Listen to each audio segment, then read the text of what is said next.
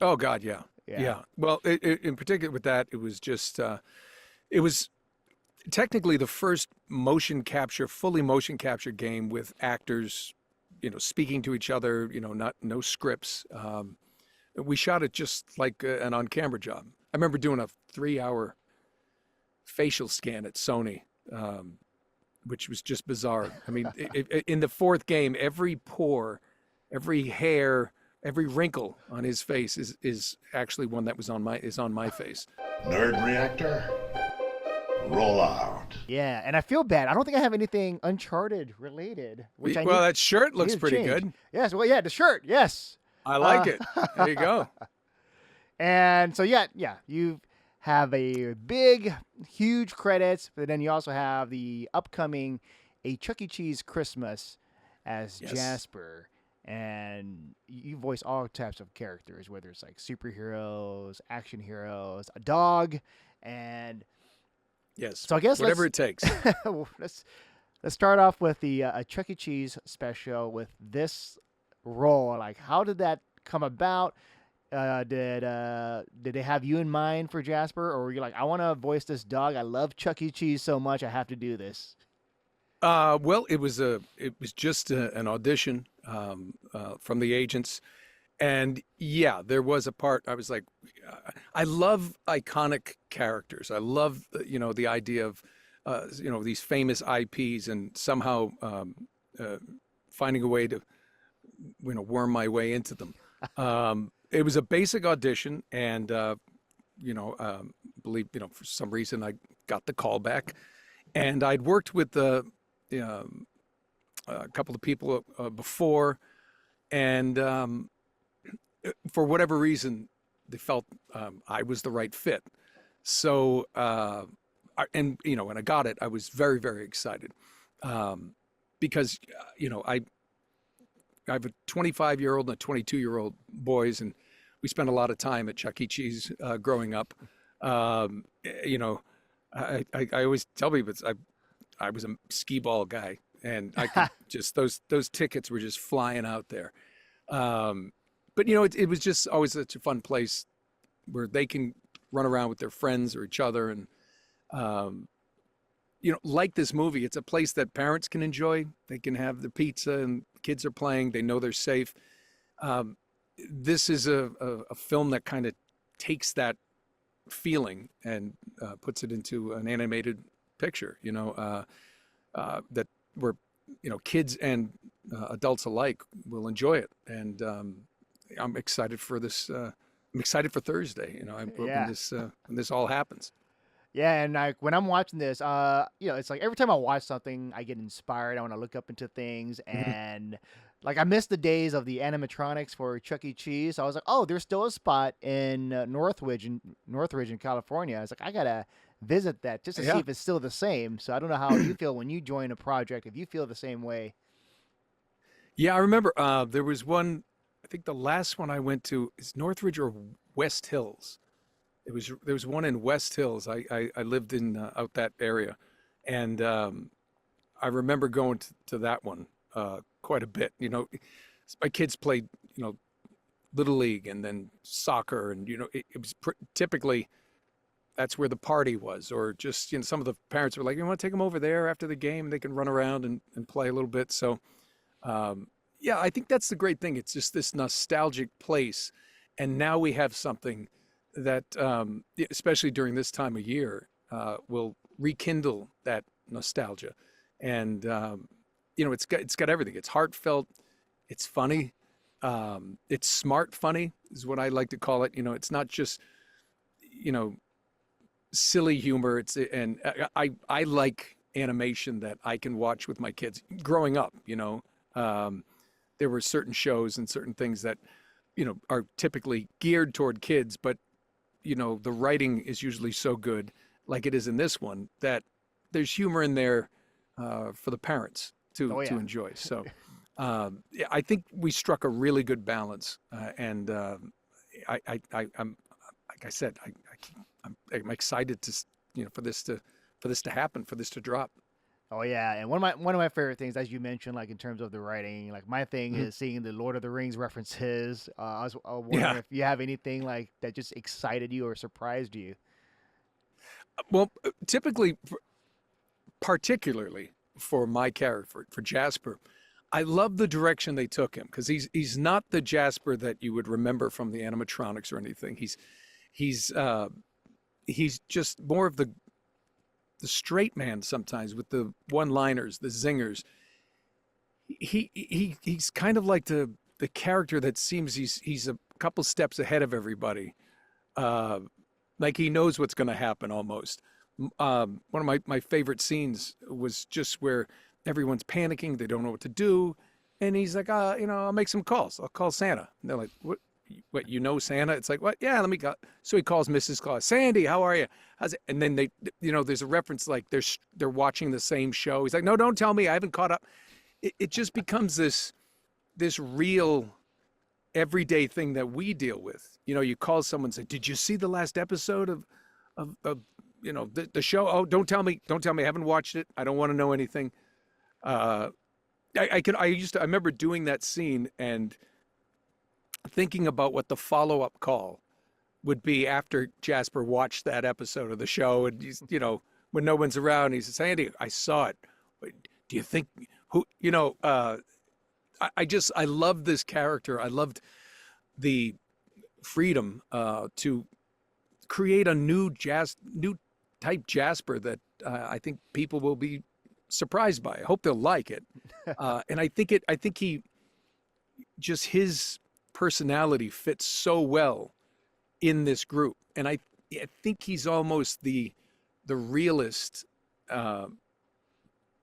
window to the gang. We obviously it's animated and it's fun and it's driven toward kids, but Jasper has this sort of this all-knowingness, this idea of ease, and no matter how bad it goes, oh, that doesn't look good. He's just has this, but everything's going to be, this calm to me. Even when he's screaming, there's like a calmness to him. Like he never seems to panic, and it was just so much fun bringing him to life. Oh yeah, and one of the lines I liked from Jasper is how he talks about just like I'm a dog, it's easy, just like. Yeah, And I was wondering for you whether it's you everything being is so nonchalant. Everything's just yeah, like, yeah, we can do that. I can take care of that. yeah. Yeah, I'm a dog. So I was wondering for you, like just being Nolan North, has it made your life easier? As what? As you, like it's Nolan North, it's it's Nathan Drake. Oh, I don't think I've ever referred to myself as the third person. So, played a lot of third person characters, but no, I mean it's that's a funny question. Yeah, no, I think Jasper's probably a little more confident than I am in certain situations. But I am the person who, will, everybody's talking and then I'll just throw in that quip and then head off. I love the character who sometimes seems to sum up what everybody's thinking. And in this particular thing, I feel like sometimes he's just like the obvious guy. And sometimes, like I said, he's like the window that I think some of the viewers will relate to while they watch the mayhem that goes on during this special. At the same time, he's very much part of the group, very much part of his friends. So, but he's kind of the one who just, when everything goes crazy, he's like, "Hey, everybody, relax. Everything's going to be fine, or it's not. Either way, it's going to be fine." Oh yeah. And I think that attitude, and it was all in the writing. It was a great script. It's written so well, directed well. It's unlike the Jasper that I remember with the big Southern accent and kind of the hound dog kind of thing. He has this ease and this quality of just nonchalance that I really kind of understood, and I think that's maybe that's the reason that I got the part. Maybe. Oh yeah, and hopefully when they bring back animatronics to Chuck E. Cheese, they bring you as Jasper. Sure, sure. Yeah. No, I mean, I'm down for it. I think it's really interesting just to see how we got to do the music. It's a great cast. People who I'm very close with, like Fred Tatasciore and Gray Delisle and Kari Wahlgren. I've gotten to know Nathan Kress, who absolutely kills it as Chucky in this. So it's a hell of a cast, great script, and I think it's going to be a lot of fun. And I'm thrilled that it's coming out, at Thanksgiving. I've said this before. I'm not a big fan of. It's like, hey, when it's Halloween, let it be Halloween, and when it's Thanksgiving, let it be Thanksgiving, and when it's Christmas, the holidays, let it be that. But end of November, it's the season starting, and I think this is. I'm proud that this is kicking off on Thanksgiving, because I think it's just a perfect kind of start to the holiday season, and I think kids and adults alike will really enjoy what we put together. Oh yeah, I like that you mentioned that with the whole the holiday. Let that holiday be it. But things have changed when Mariah Carey has thawed out of the ice to start with the Christmas music. Right. Blame Mariah. Yeah. And you've done so many projects, and a lot of your fans. I'm gonna assume like the biggest stuff would be the video game stuff, but I'm pretty sure like being in so many projects, I don't know if anything surprises you anymore. It's like, I'm still beloved for this or that, or even this property. For example, Pretty Little Liars. Like, yeah. It's funny because I just got back from Australia where I did some of the Comic-Cons that we do. And I was in Auckland, New Zealand, and then Australia in Adelaide and then Brisbane. So it was 3 straight weekends. And one day I'm just flipping through channels and I'm talking to my wife and I went, flip the channel. I went, oh, and she goes, what? I said, I'm on TV right now. And it's airing all the time down there. I met so many people who just want to talk to, and I was there with Holly Marie Combs, who was in Pretty Little Liars as well. She was at these, and we had so many people coming up, and it's another one of these projects I've been just blessed to be part of. That it had its day, and then somehow through streaming and through it just hits the next generation of young people, and they find it and they're like, whoa, this is really cool. Like Nathan Drake, Uncharted, that Uncharted series. I remember meeting people who, when it first came out in their 20s, dressed like Nathan Drake, and now they're coming up with their kids who are 13, 14 years old, dressed like Nathan Drake. And I'm very, very proud to be part of franchises that have stood the test of time and become multi-generational. A lot like I think this film will garner. It's going to get those people who, whether you're a parent like me who remembers taking his kids to the Chuck E. Cheese. My kids now are 25, 22. They're going to watch it and be like, oh, I remember that, but it's like it's not a reboot, but it's just like this. Bringing this to 2025 is exciting. And I think, kids are smarter than they were when I was a kid in the 80s. They're just more savvy, and they get in more intelligent humor. It's animation. You're going to get your slapstick. You're going to get your silliness, but it was written so smartly, and it's just, I think it's something that I just hope it goes really well, because I would love to do more. And there needs to be more, because before this there was only the 80s cartoon that was like 1 frame per every 4 seconds, and then the live action special, and then fast forward decades later, then we have this. It was ripe for the taking at this point. I think it's and it'll be interesting to see how whether people glom onto it, because it's such a beloved franchise, and I'm just proud to be part of something that hopefully brings it back, for the next generation. Yeah. And I want to ask you about the evolution of Uncharted. Let's say going from 1 to 4, because the first one is like it's first of its kind, and then you go to 4, where it's like I'm gonna assume more motion capture, performance capture. So I don't know, for you behind the scenes, did you see like how tech has evolved throughout? Oh God, yeah, Yeah. yeah. Well, in particular with that, it was just it was technically the first fully motion capture game with actors, speaking to each other, no scripts. We shot it just like an on-camera job. It's the same technology that Avatar does. Same type of cameras, everything. So I think the biggest thing for me, technology-wise, was the first 3 games were all created for the PS3. So what you see if you go back and look at those in terms of graphics and gameplay and what you can do as a player, I think it's pretty remarkable what Sony and Naughty Dog, the developer, were able to learn. I mean, they sucked the marrow out of that CPU, and and so many people say, "Oh, Uncharted 4, you got the rope. Why didn't they do that before?" It's like, because that machine couldn't do that. It's a give and take. So, and on my end, I talk about the first game. Elena and Nate jump into a Jeep, and they actually rented a Jeep onto the stage, and we jumped into that.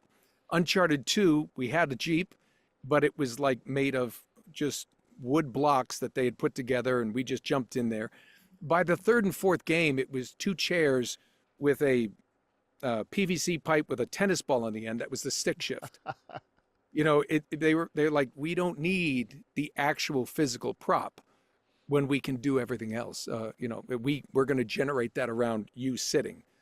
So the only big difference from with the 4th game as an actor, they did use the first 3 games were all hand facial animation. It's all hand done.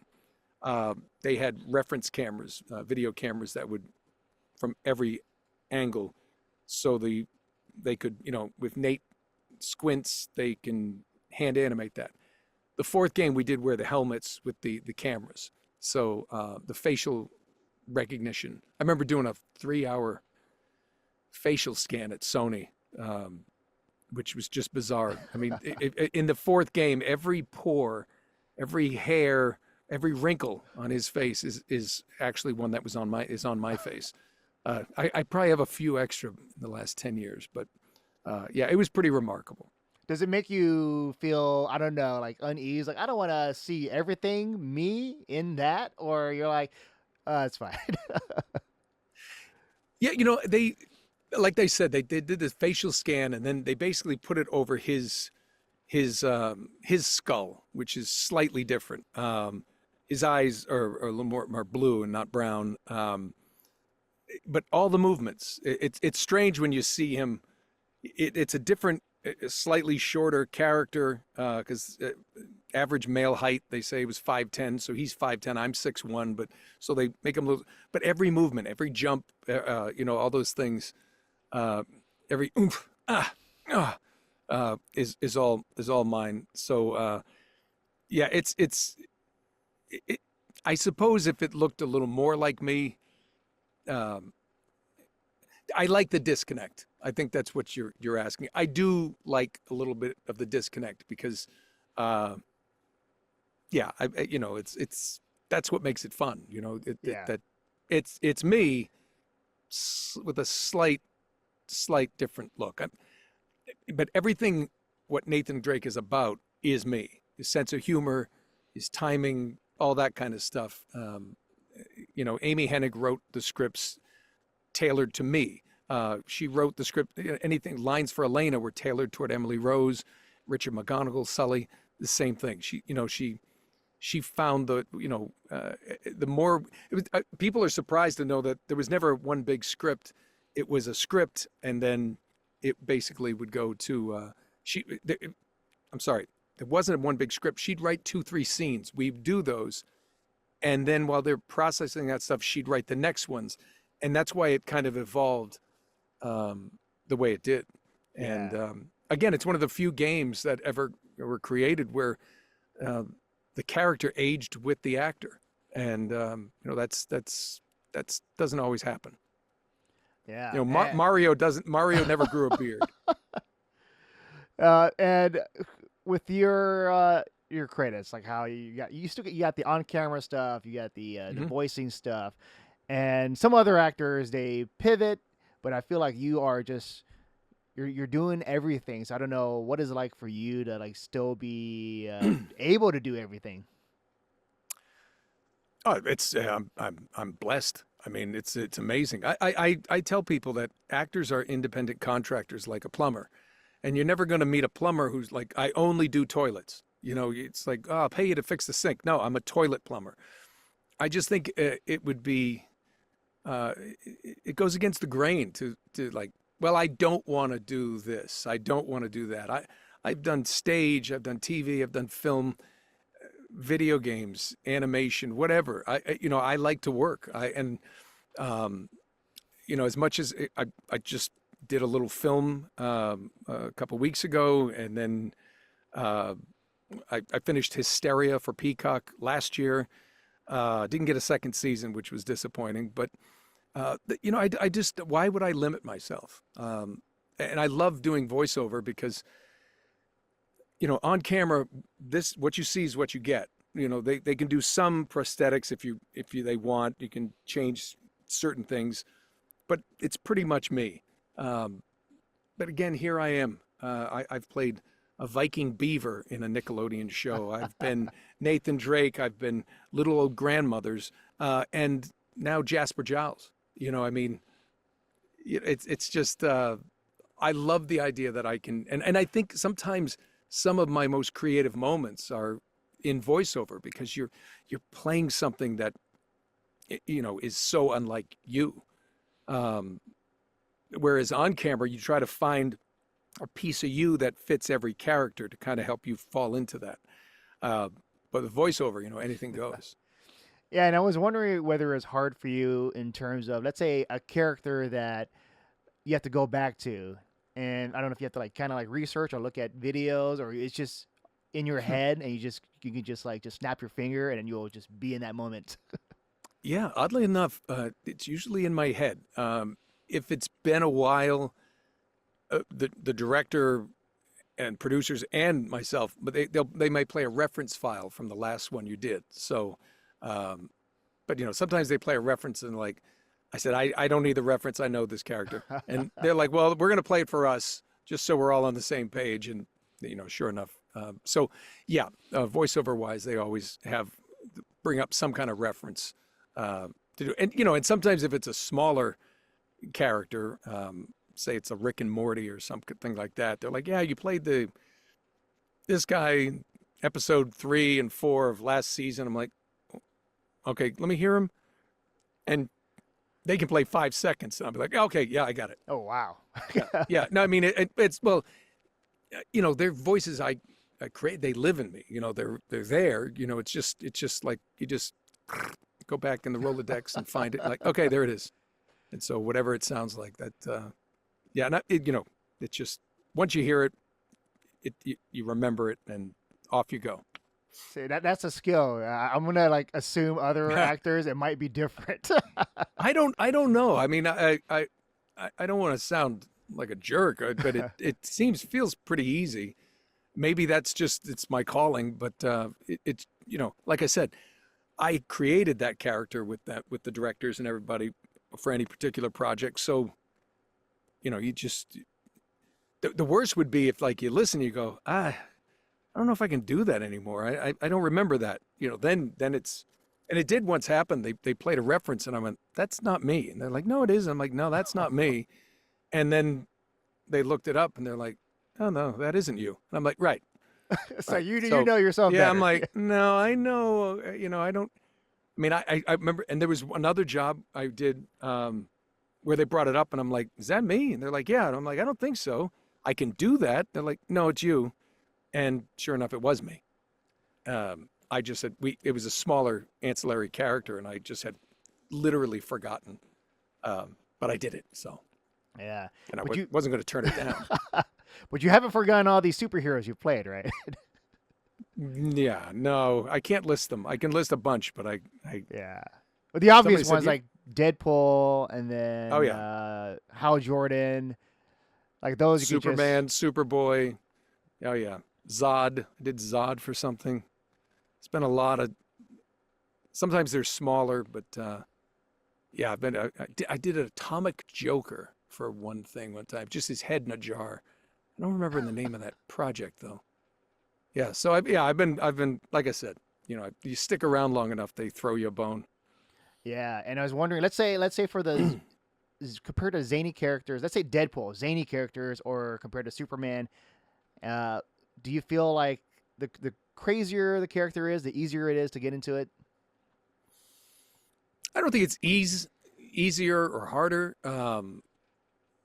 It's just it might be a little more fun because usually the lines and the material they've written for the zany characters are so off the wall. It's just, the great thing about Deadpool is he can say anything any way he wants. So you're and with Deadpool scripts, they let me literally go off. I'll say what's on the script, but then I'm like, hey, try this. What about this one? And then do another line that he says. Something pops into my twisted head, and we make that happen. So, yeah, it's for me the zanier the better. But that's not to discount. Like I said, I like to work. I love doing that stuff. When I did Young Justice as Superboy, the first day we recorded, they came up to me and they said, we were talking, and Superboy is technically a clone of Superman. So would you mind playing Superman in the series as well? Would I mind? No, that's fine. So Superboy was young and angsty like this, and Superman just became very much more straightforward. Had to be like a parent. So it was easy. It was just, you find the characters and what they do and how they see the world. It's not always just like a vocal trick. It's just, you just put yourself into that headspace and off you go. Oh yeah, but I just want to say that's the time for the interview. But it's a pleasure chatting with you about this, and then Chuck E. Cheese. So can't wait for everyone to just hear your voice in this one as Jasper. And Jasper, it's unlike Jasper as you've ever heard Jasper, and great writing, great direction. It's a great cast, and like I said, I think it's going to be a lot of fun for kids and adults alike. Knock on wood, it just falls in line with a bunch of other holiday classics that people enjoy. All right, Nolan, it's a pleasure, and have a great rest of your day. Thank you, John. You have a good one, bud.